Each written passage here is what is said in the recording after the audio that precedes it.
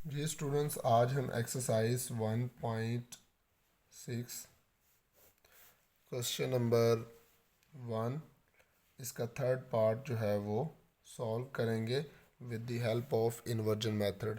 तो सबसे पहले हम वैल्यूज़ लिखते हैं। 4x plus 2y is equal to 8 और नीचे हमारे पास है 3x minus Y is equal to -1।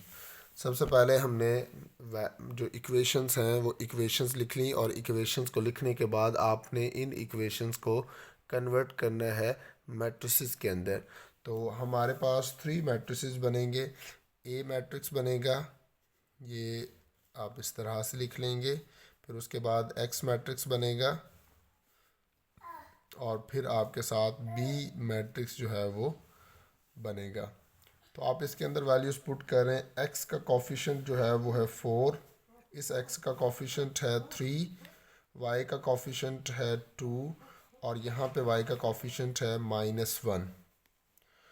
तो यहाँ पे आ जाएगा एक्स और वाई और बी मैट्रिक्स की जगह पे आ जाएंगे 8 एंड -1।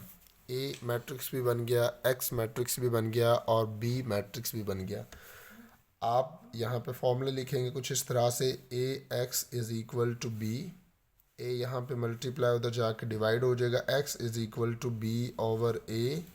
तो x इज़ इक्वल टू, जब a को ऊपर लेके जाएंगे तो a की पावर -1 और b आ जाएगा। इसको हम पढ़ते हैं x is equal to a inverse b। जी, तो आप चाहें तो डायरेक्ट भी ये फार्मूला लिख सकते हैं। पीछे वाले स्टेप्स जो हमने किए हैं वो ना भी करें तो तब भी काम चल जाएगा। तो x is equal to a inverse b। अब यहाँ पे अगर हम गौर से देखें तो हमारे पास b मैट्रिक्स मौजूद है, a मैट्रिक्स मौजूद है, लेकिन a इनवर्स हमारे पास नहीं है। तो इसका मतलब हम यहाँ से a इनवर्स जो है वो फाइंड आउट करना चाहते हैं। तो students, A inverse find out करने के लिए हमारे पास जो तरीकाकार होता है वो ये है, 1/a का डिटर्मिनेंट चाहिए हमें और साथ एडजॉइंट ऑफ ए चाहिए। तो हम सबसे पहले ए जो मैट्रिक्स है इसका डिटर्मिनेंट फाइंड आउट करेंगे। तो ए मैट्रिक्स का डिटर्मिनेंट फाइंड करने के लिए स्ट्रेट लाइंस लगाएंगे। यहाँ पे भी हमने स्ट्रेट लाइंस लगाई और ए जो मैट्रिक्स है उसकी वैल्यूज पुट कर ली 4, 2, 3 एंड -1। तो वैल्यूज़ पुट करने के बाद हम डिटर्मिनेंट फाइंड करेंगे और डिटर्मिनेंट फाइंड करने का तरीका हमारे पास है product of diagonal elements -1 multiply by 4, -1 multiply by 4, दरमियान में आएगा माइनस और product of non diagonal elements 3 multiply by 2। तो -1 को 4 के साथ मल्टीप्लाई करें -4 और माइनस ऐसे ही 3 को 2 के साथ मल्टीप्लाई करें 6, -4 और -6 -10। ये आपके पास ए जो मैट्रिक्स है इसका डिटर्मिनेंट आ चुका है। डिटर्मिनेंट फाइंड आउट करने के बाद हमारे पास जो ए मैट्रिक्स है हमने इसका एडजॉइंट फाइंड करना है। तो हम एडजॉइंट ऑफ ए जो है ये फाइंड करेंगे।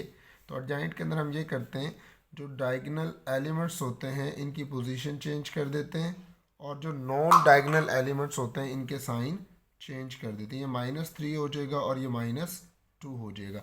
ये हमारे पास ए जो मैट्रिक्स था उसका एडजॉइंट आ चुका है। अब हमने उस फार्मूला के अंदर वैल्यूज़ पुट करनी है कि हमारे पास था A inverse is equal to 1/a का डिटर्मिनेंट। ए का डिटर्मिनेंट आया -10 और साथ एडजॉइंट की वैल्यू हमारे पास है -1 -2 -3 एंड 4। ये वैल्यूज़ हमने इसके अंदर पुट कर दी। इसके बाद स्टूडेंट्स, हम जो हमारे पास मेन फार्मूला है x is equal to a inverse b, उसके अंदर ये वैल्यूज़ पुट करेंगे। x ऐसे ही a इनवर्स की वैल्यू 1/-10 और इसके साथ इसके एडजॉइंट की वैल्यू हमने पुट की -1 -2 -3 एंड 4 और साथ जो बी मैट्रिक्स है उस बी मैट्रिक्स की वैल्यू पुट करेंगे और वो है हमारे पास 8 एंड -1। हमने वो वैल्यूज़ जो हैं वो पुट कर दी। ये वैल्यूज़ पुट करने के बाद हम इसको थोड़ा सा सिंप्लीफाई करेंगे कि 1/-10 आप ऐसे ही लिखेंगे और इसको मल्टीप्लाई करेंगे। यहाँ पे आप लाइन लगा लेंगे, यहाँ पे आप लाइन लगा लेंगे। तो टेल के साथ मल्टीप्लाई होगी, हेड के साथ मल्टीप्लाई, -1 मल्टीप्लाई बाय 8, दरमियान में लगाएंगे प्लस, और -2 मल्टीप्लाई बाय -1। इसी तरह -3 मल्टीप्लाई बाय 8, दरमियान में लगाएंगे प्लस, और 4 मल्टीप्लाई बाय -1।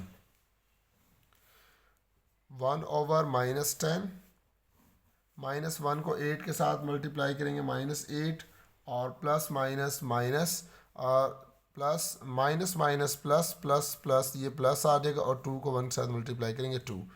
3 को 8 के साथ मल्टीप्लाई करेंगे -24, प्लस माइनस माइनस, 4 को 1 के साथ मल्टीप्लाई करेंगे 4।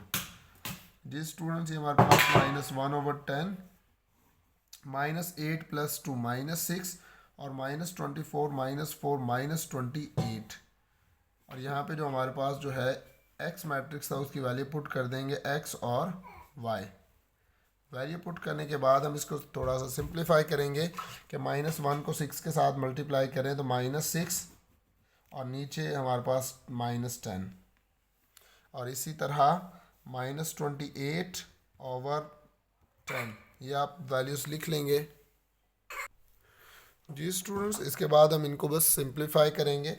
2 माइनस से माइनस कैंसिल हो जाएगा, 2 3 ज़ार 6 और 2 5 ज़ार 10। यहाँ पे आ जाएगा आपके पास 14/5।